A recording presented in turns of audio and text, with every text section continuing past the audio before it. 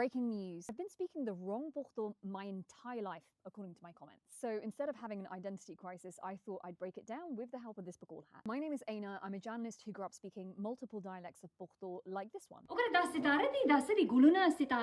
You'll hear I use the word sitara, which means star, and it can also be found in Urdu. Someone slid into my comments to correct the Urdu loanword I use, which then turned into a linguistic pylon about the right kind of Pashto. But here's the thing. I grew up speaking Pashto with different dialects, words, and accents from both sides of my family, from farming villages that are found just before the Khyber Pakhtunkhwa province border in Punjab. Some of these dialects are so different, sometimes I really struggle to understand them and vice versa. Like most Muslim cultures, Pakhtuns have an oral tradition where things are passed down through word of mouth. This aggressive overreaction towards the right kind of Pashto and the wrong Pashto hasn't come from a vacuum, because politically speaking, Pakhtuns have felt under attack for a long time. So much so that before the partition of India in 1947, the Pakhtun nationalist leader Bacha Khan pushed for an independent nation state called Pakhtunistan. And today, the Pakistani government's bombing of Afghanistan, of remote villages in northern Pakistan, its deportation and enforced disappearances of ethnic Pakhtuns, its perpetual clashes on the Durand line with the Taliban, most of whom are ethnic Pakhtuns, naturally created a sense of defensiveness and a need to protect one's culture. But also a bitterness that I think has fed this idea that Pakhto mixed with anything that is remotely Pakistani, like Urdu, is not the correct Pakhto. Some Pakhtuns will even go so far as to say that Pakhtuns from my ancestral villages aren't real Pakhtuns. Asu Chachanye,